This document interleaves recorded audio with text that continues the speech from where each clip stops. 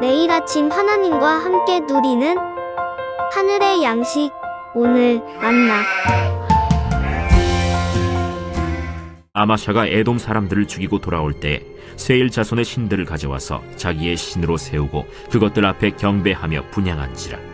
그러므로 여호와께서 아마샤에게 진노하사 한 선지자를 그에게 보내시니 그가 이르되, 저 백성의 신들이 그들의 백성을 왕의 손에서 능히 구원하지 못하였거늘 왕은 어찌하여 그 신들에게 구하나이까?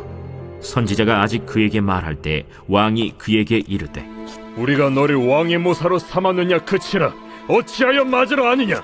선지자가 그치며 이르되, 왕이 이를 행하고 나의 경고를 듣지 아니하니 하나님이 왕을 멸하시기로 작정하신 줄 아노라.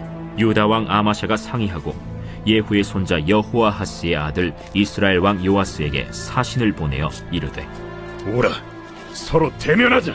이스라엘 왕 요아스가 유다 왕 아마샤에게 사람을 보내어 이르되, 레바논 가시나무가 레바논 백향목에게 전가를 보내어 이르기를 내 딸을 내 아들에게 주어 아내로 삼게 하라 하였더니 레바논 들짐승이 지나가다가 그 가시나무를 짓밟았느니라. 내가 에돔 사람들을 쳤다고 내 마음이 교만하여 자긍하는도다. 내 궁이나 있으라. 어찌하여 화를 자초하여 너와 유다가 함께 망하고자 하느냐. 하나 아마샤가 듣지 아니하였으니 이는 하나님께로 말미암은 것이라. 그들이 에돔 신들에게 구하였으므로 그 대적의 손에 넘기려 하심이더라. 이스라엘 왕 요아스가 올라와서 유다 왕 아마샤와 더불어 유다의 벳세메스에서 대면하였더니 유다가 이스라엘 앞에서 패하여 각기 장막으로 도망한지라. 이스라엘 왕 요아스가 벳세메스에서 여호아하스의 손자 요아스의 아들 유다 왕 아마샤를 사로잡고 예루살렘에 이르러 예루살렘 성벽을 에브라임 문에서부터 성모퉁이 문까지 400규빗을 헐고 또 하나님의 전 안에서 오벳 에돔이 지키는 모든 금은과 그릇과 왕궁의 재물을 빼앗고 또 사람들을 볼모로 잡아가지고 사마리아로 돌아갔더라.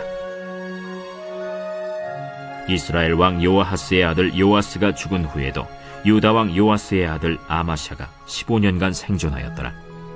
아마샤의 이외의 처음부터 끝까지의 행적은 유다와 이스라엘 열왕기에 기록되지 아니하였느냐. 아마샤가 돌아서서 여호와를 버린 후로부터 예루살렘에서 무리가 그를 반역하였으므로 그가 라기스로 도망하였더니 반역한 무리가 사람을 라기스로 따라보내어 그를 거기서 죽이게 하고 그의 시체를 말에 실어다가 그의 조상들과 함께 유다 성읍에 장사하였더라. 급변하는 시대의 다양성과 융통성을 미덕이라고 말합니다. 열린 마음으로 나와 다른 생각을 존중하고 사고방식이나 행동을 유연하고 조정할 때 다른 사람들과 함께 더불어 살아갈 수 있기 때문입니다.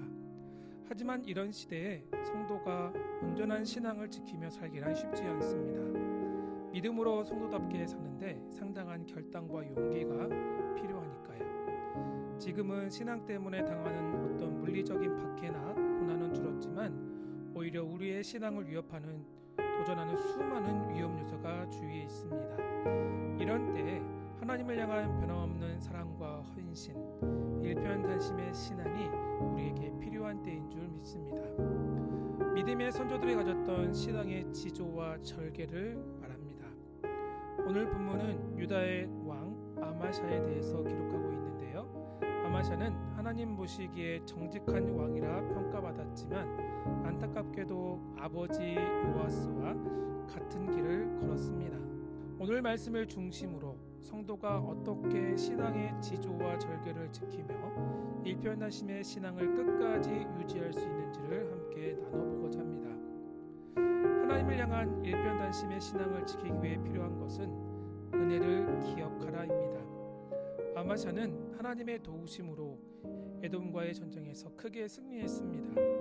하지만 14절 말씀을 보면 아마샤는 하나님의 은혜와 도우심을 기억하지 않고 에돔의 우상들을 가져와 자기의 신으로 삼고 그 앞에 절하고 번제물을 올립니다.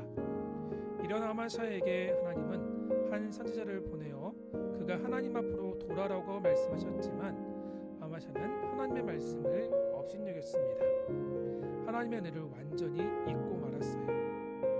출애굽 이후 광야 생활 40년을 마감하면서 하나님은 이스라엘 백성에게 신명기에서 강조하신 내용이 바로 하나님을 기억하고 그 은혜를 기억하라입니다. 애굽에서 종되었던 일과 여호와께서 너희를 속량하신 것을 기억하고 광야 40년 동안 의복이 헤어지지 않고 발이 부르트지 않았으며 만나와 메추라기로 먹이신 그 하나님을 기억하라고 말씀하셨습니다.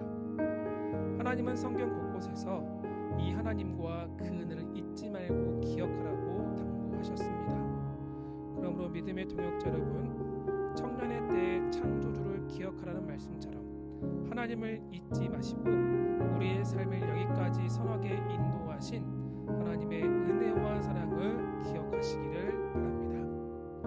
다음으로 일편단심의 신앙을 위해 필요한 것은 겸손의 옷을 입으라입니다. 에돔과의 전쟁에서 승리한 이후에 아마샤는 북이스라엘 왕 요아스에게 전쟁을 선포합니다. 아마샤는 앞선 본문에서 북이스라엘의 용병들이 고향으로 돌아가면서 유다의 여러 성읍에서 저지른 약탈과 살인을 기억하고 있었습니다. 아마샤는 전쟁에서 승리한 이후에 자신만만하고 의기양양했습니다.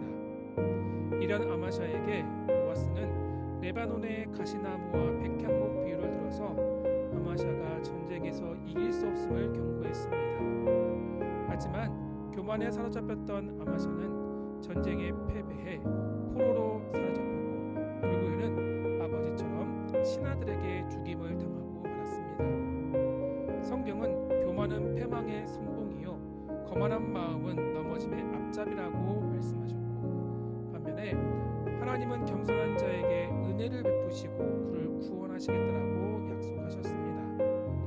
공생의 기간과 십자가를 통해 직접 겸손의 본을 보이신 예수님도 우리에게 주님의 그 겸손을 배우고 본받으라고 말씀하셨어요.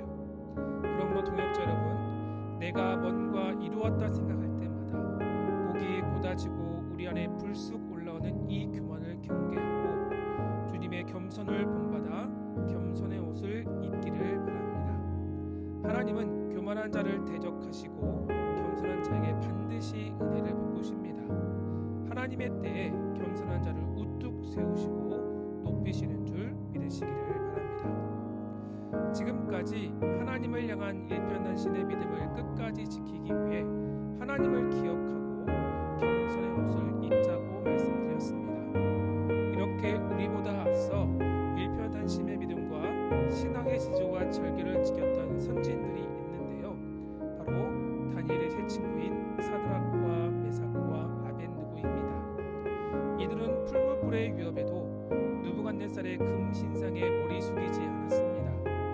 우상에 절하지 않을 때 하나님께서 은혜 베푸실 것을 확신했습니다. 그리고 다니엘 3장 18절과 19절에서 이렇게 고백하죠. 하나님이 우리를 맹렬히 타는 풀무불 가운데에서 능히 건져내시겠고 왕의 손에서도 건져내시리이다. 그렇게 하지 아니하실지라도 금 신상에게 절하지 아니할 줄을 아옵소서. 아멘. 그렇게 하지 아니하실지라도 한글 개역 성경에서는 그리 아니하실지라고 번역했죠. 일편단심의 믿음을 끝까지 붙잡고 신앙의 지조와 절개의 결론은 그리 아니하실지라도의 고백인 줄 믿으시기를 바랍니다. 어떻게 이런 고백이 가능합니까? 우리의 일편단심의 믿음보다 우리를 향한 하나님의 변치 않는 사랑, 자기 아들을 내어주기까지 우리를 끝까지 사랑하시고 포기하지 않으시는 하나님의 일편단심의 사랑이 더 크기 때문인 줄 믿으시기를 바랍니다. 사랑하는 믿음의 동역자 여러분, 저와 여러분을 위한 하나님의 일편단심의 은혜와 사랑이 오늘도 우리와 함께 하십니다. 그 하나님의 변치 않는 은혜와 사랑을 힘입어 겸손의 옷을 입고 하나님을 기억하는 하루가 되기를 소망합니다.